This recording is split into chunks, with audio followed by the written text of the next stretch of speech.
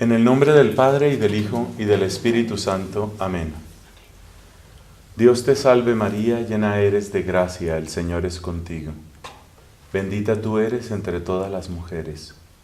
Bendito es el fruto de tu vientre, Jesús. Santa María, Madre de Dios, ruega por nosotros los pecadores, ahora y en la hora de nuestra muerte. Amén. En el nombre del Padre, y del Hijo, y del Espíritu Santo. Amén. Amén. Continuamos con nuestra presentación de la doctrina y la espiritualidad de Santa Catalina. En esta sesión tercera queremos introducir una de las imágenes más famosas y también más importantes de la exposición de la fe cristiana como la hace Santa Catalina. Estamos hablando de Jesucristo, el puente. Encontrábamos dos orillas, el hombre y Dios. Nos damos cuenta que hay un río que los separa. El hombre alcanza a divisar la otra orilla. Quizás siente algo de nostalgia, de deseo de llegar allá, pero no le resulta sencillo y de hecho no le resulta posible. Ese río impetuoso tiene una serie de características que es lo que hemos visto en nuestras dos sesiones anteriores. Por sí mismo el hombre no podría hacer nada. Su destino sería naufragar en ese río. Hay que observar que tanto aquellos que entran voluntariamente como aquellos que tratan de vencer las aguas, es decir, los que tienen su voluntad derrotada y los que tienen buena intención, unos y otros resultan incapaces de llegar a la otra orilla. Es decir, que las personas que están en las garras del pecado y aún las personas que tratan de luchar contra el pecado, sin el auxilio divino se ven cortas y unas y otras son víctimas de este río implacable y homicida. Pero ahora nuestro gráfico se ha enriquecido. Aparecen unos trazos rojos que indican la llegada del puente. Este puente es una oferta de Dios para el hombre. Este puente no es otro sino nuestro Señor Jesucristo. Ese es el puente. Vamos a comentar los 4 puntos que aparecen ahí. Estructura, materiales, características y condiciones. En la estructura mencionamos 3 cosas. A ver, ¿de dónde saca Catalina esta imagen? Pues básicamente de su entorno. Ella es una mujer de una población relativamente pequeña, sobre todo si la comparamos con las ciudades actuales. La Siena del siglo XIV es prácticamente un pueblo, pero tiene ocasión de conocer algunos puentes. Hay uno que es muy famoso, el Puente Viejo, Ponte Vecchio. Y los puentes que ella conoce, pues son puentes prácticamente sobre lo que nosotros llamaríamos caños o arroyos, cosas pequeñas. No se trata de un gran río, es algo pequeño. Entonces, la imagen mental que ella tiene de un puente es una construcción que se apoya en una y en otra orilla, que es elevada y que por supuesto permite el paso de un lado al otro. Lo que quiero destacar es que el puente no tiene columnas sobre el río. Jesucristo no se apoya en el mundo. Obviamente la persona que va por el puente no quiere mojarse. Es decir, el puente evita completamente la complicidad con el mundo. Es un puente que se levanta. Es un puente elevado. Esa característica tiene su importancia porque uno puede hacerse esta pregunta. Bueno, ¿qué tal una barca? A la manera de un ferry, ¿no? Jugando con las imágenes, uno podría pensar, algunos ríos se pueden cruzar por medio de unas embarcaciones que van de una a otra orilla. Es lo que se suele llamar un ferry. Pero la propuesta de Dios no es un ferry que se mete en las aguas y que tiene que negociar con la corriente. El puente está completamente por encima de la lógica del mundo. Está por encima de la seducción del mundo. Está por encima del engaño del mundo. Por lo menos 2 textos vienen a la memoria. En el capítulo 16 del Evangelio según San Juan, dice Jesucristo: no tengáis miedo, yo he vencido al mundo. El puente está elevado. Podemos decir que no le pide nada al río, no negocia con el río. Un ferry, una de esas embarcaciones que va llevando pasajeros para uno o para otro lado, tiene que negociar con la corriente. Cristo no tiene que negociar con el mundo. Esto es lo que solemos llamar radicalidad. El puente es radical y la vida cristiana es radical. No entra en negociación con el mundo. ¿Qué es negociar con el mundo? ¿Qué es negociar con la corriente? Es pensar, por ejemplo, que uno puede tener un poco de pecado y a veces incluso se cree, es necesario tener un poco de ese pecado. No solo que lo puede, sino que lo debe tener para lograr vencer al mismo mundo. Por ejemplo, decir algunas mentiras o, por ejemplo, tener cierta dosis de orgullo o, por ejemplo, tener dureza para imponerse sobre otros.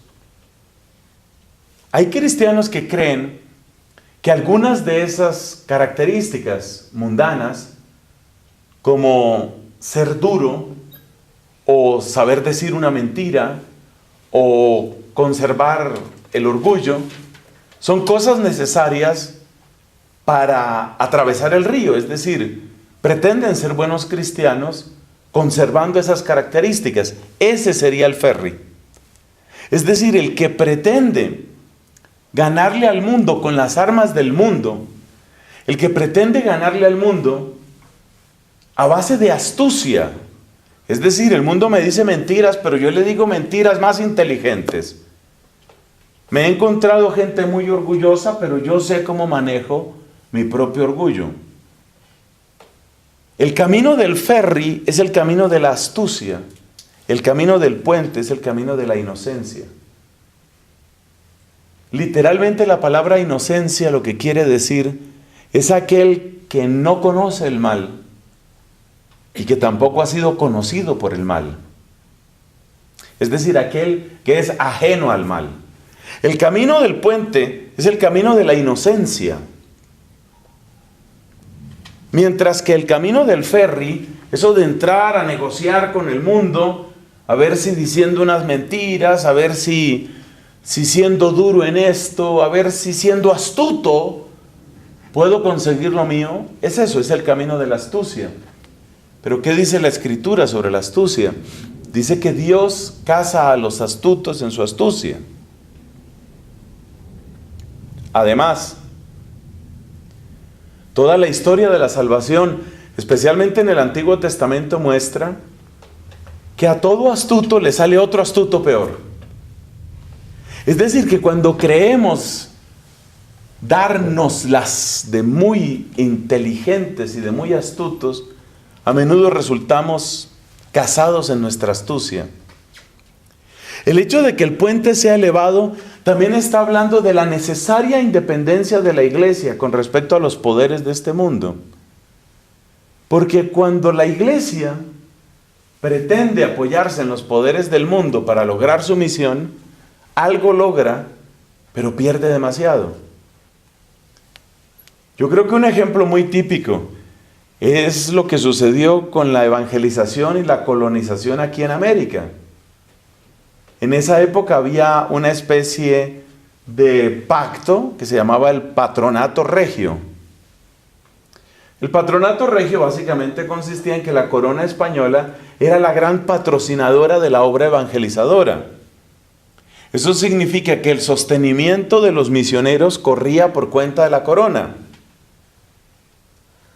Eso permitió, por ejemplo, que se hicieran enormes construcciones que hubieran sido imposibles si los recursos hubiera que habido sacarlos únicamente de aquí. O sea que tuvo cosas buenas el Patronato Regio. Pero eso pasa una factura. El Patronato Regio es contemporáneo de uno de los escándalos y una de las heridas peores que ha tenido la Iglesia Católica, la Inquisición. Resulta que a la corona española también le convenía deshacerse de sus enemigos, pero para tener una justificación para deshacerse de algunos de ellos, qué mejor que una motivación religiosa.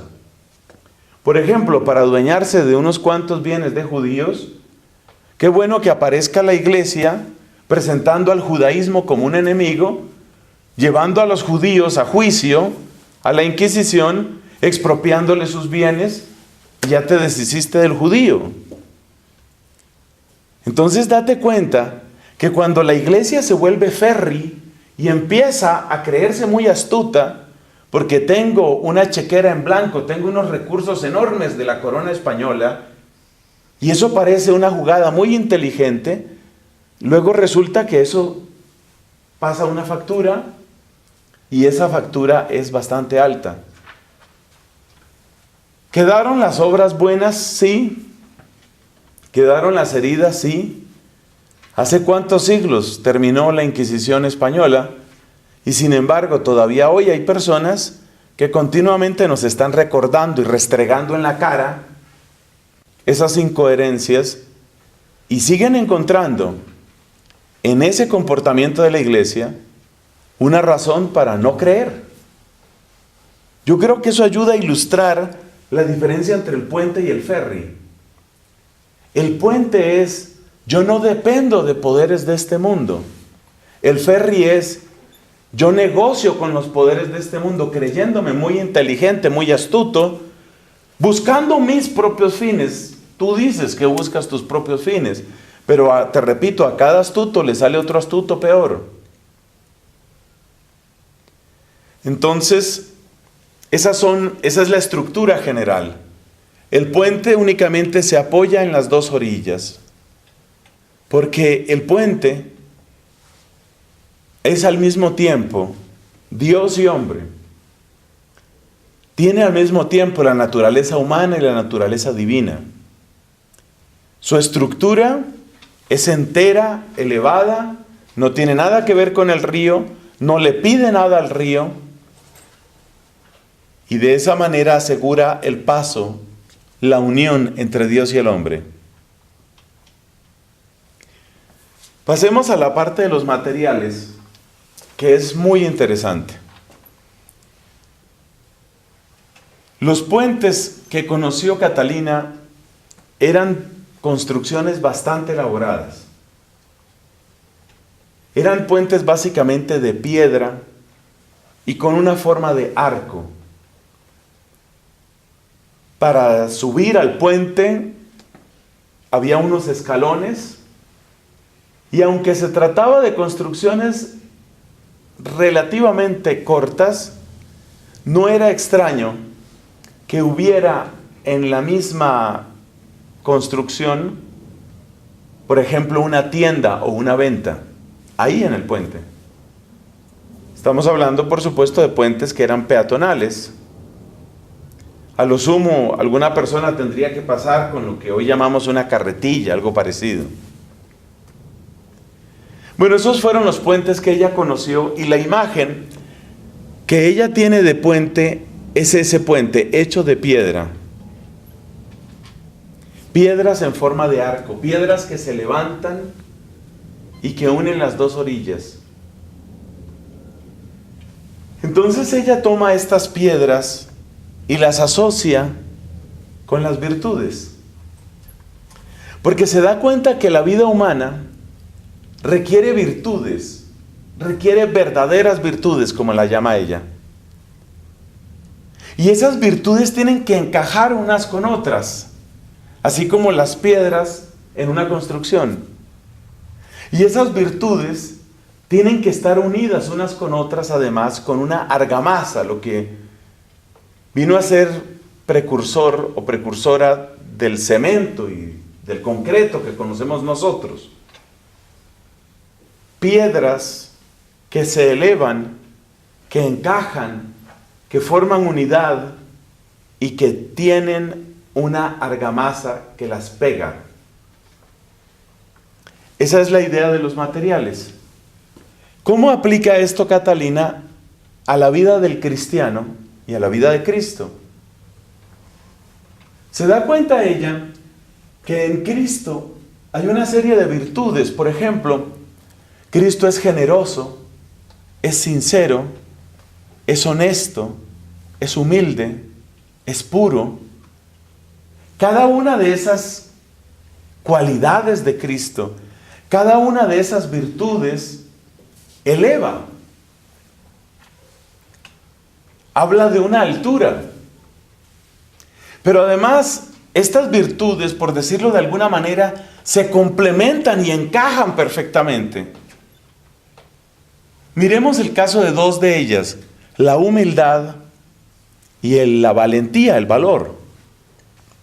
Fíjate cómo tienen que encajar estas dos. Uno a veces puede pensar que ser humilde es ser un poquito tonto, tímido, apocado, pusilánime, que se deja de todo. Entonces esa humildad se vuelve cobardía. Cobardía frente al mal. Hay personas que tienen una humildad, pero es una humildad que en cierto sentido es falsa, porque si es una humildad que sirve para cobardía y para que triunfe el mal, uno no diría que esa es verdadera humildad. Tomemos ahora la otra virtud, el valor. La valentía es necesaria. Sin valor no tiene uno cómo enfrentarse a enemigos tan poderosos y a las pretensiones que el mundo tiene sobre nosotros. Hay que ser valiente. Pero si uno es valiente y ese valor está unido a la arrogancia, uno se da cuenta que el valiente que es arrogante va a terminar maltratando a personas inocentes solamente porque son humildes, porque son pequeñas. Entonces ese valor tampoco nos sirve. Un valor que esté unido a la arrogancia no va a ser una verdadera virtud, porque le va a hacer daño a inocentes. Entonces fíjate que una humildad que esté unida a la cobardía no es verdadera humildad. Y una valentía que esté unida a la arrogancia no es verdadera valentía. Entonces tienen que complementarse, tienen que encajar como las piedras dentro del puente. La una encaja, casa perfectamente con la otra. Así las virtudes en Cristo casan perfectamente. Él es humilde y al mismo tiempo es valiente. Pensemos en el caso de otras dos. Pensemos en el caso de la pureza y la generosidad. Nos damos cuenta que la pureza es una virtud muy hermosa, muy hermosa. Habla de equilibrio interior. Tiene una bienaventuranza que le es muy cercana, ¿no? Dichosos los limpios de corazón, porque verán a Dios. Engendra confianza. Una persona lasciva, una persona malpensada, vulgar, impura, no es gente que usualmente uno quiera tener cerca, más bien causa desconfianza y distancia. La pureza es muy bella, es una virtud muy hermosa.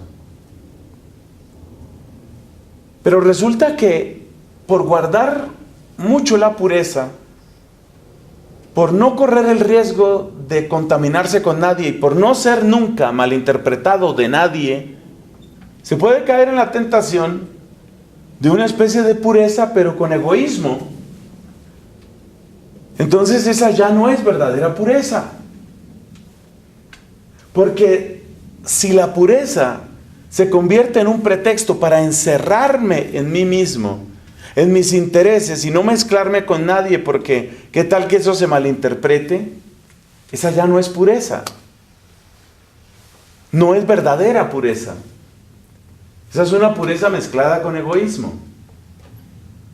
Por otro lado, la generosidad es muy hermosa. La generosidad significa la salida de sí mismo. Significa el ser sensible a las necesidades de otros.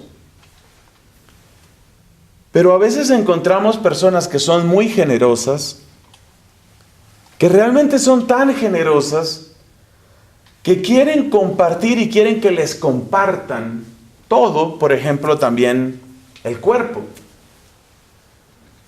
Entonces es una persona que es muy dadivosa, una persona que es muy generosa, pero es una persona que tiene besos y caricias para todo el mundo.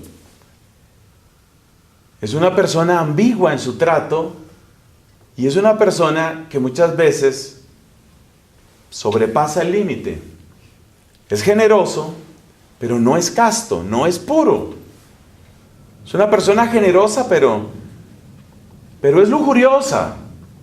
Su lenguaje, su manera de tratar, su manera de buscar oportunidades no es correcta. Es alegre tal vez, pero esa alegría no se sabe en qué momento es también un pretexto para conquistar o para seducir. No es verdadera generosidad entonces. Fíjate cómo estas dos, la pureza y la generosidad, tienen que balancearse. Lo mismo que antes dijimos de la humildad y el valor. Porque resulta que lo verdaderamente correcto es que la persona tenga una gran pureza en todo su comportamiento, pero que no se encierre en sí mismo, en sí misma. O sea que la generosidad, y aquí viene un verbo que le gusta mucho a Santa Catalina, sazone a la pureza. Es decir, necesitas echarle algo de generosidad a tu pureza para que no quede sellada por el egoísmo. Y a la vez, tu generosidad necesita la disciplina propia de la templanza y de la castidad para que no vaya a suceder que tu alegría se vuelva ambigua o se vuelva pretexto para el pecado. Entonces esto es lo que Catalina llama sazonar. Tienen que complementarse unas virtudes con otras. La pureza tiene que sazonarse con generosidad. La generosidad tiene que sazonarse con la castidad, con la pureza. Y estas dos virtudes tienen que encajar. ¿En dónde las vemos así perfectamente encajadas? En Cristo, en el puente. Vemos en Cristo una actitud de enorme pureza. Le vemos y le descubrimos lleno de virtudes. Y en ellas, entre ellas encontramos una plena, perfecta, resplandeciente castidad. Pero al mismo tiempo le vemos generoso, dado a los demás, entregado al servicio del prójimo. Él se retrató a sí mismo cuando dijo: yo no he venido para que me sirvan, he venido para servir. Entonces se ve que esas dos piedras, esas dos virtudes, encajan muy bien en él. Su pureza y su generosidad. Los ejemplos que he dado, con la humildad y el valor por una parte, con la pureza y la generosidad por otra parte, son ejemplos de dos piedras. Pero si uno lo piensa bien, todas las piedras tienen que encajar unas con otras. Y eso es lo que le da al mismo tiempo solidez, altura y belleza al puente. Y para Catalina, esa es la gran razón para admirar a este puente. Observemos que si el puente no tuviera esas piedras bien encajadas, entonces su figura no sería ni esbelta, ni hermosa, ni tampoco cumpliría su verdadera función. Porque un puente que tuviera una cantidad de piedras que sobresalen como verdaderas trampas y obstáculos, no sería un puente muy apreciado por la gente. Las piedras tienen que ajustar de una manera tan perfecta, ha de quedar todo de un modo tan armonioso, que sea bello y que sea útil. Y eso es Cristo. Cristo es bello y es el gran siervo de Dios que ha querido ser siervo de nosotros, porque se ha puesto a nuestro servicio en orden a nuestra salvación. Entonces, esos son los materiales, pero hay que decir aún una palabra sobre la argamasa. En época de Catalina, el cemento se hacía mezclando, entre otras cosas, sangre. Como se sabe, la sangre tiene una serie de sustancias, como las que están en las plaquetas, que son las que permiten la coagulación. Ese tipo de sustancias que son de la familia del colágeno y que forman redes y que permiten la coagulación, son útiles para hacer argamasa. Es decir, forma como un pegante, una cosa pegajosa, que cuando se seca une bastante bien. Esos fueron los puentes que conoció Catalina. Entonces, para ella, las piedras del puente están unidas por la sangre de Cristo. Es la sangre de Cristo, expresión de su vida, de su amor, de su entrega, lo que finalmente le da unidad a este hermosísimo puente que apenas estamos empezando a conocer. Gloria al Padre, y al Hijo, y al Espíritu Santo. Como era en el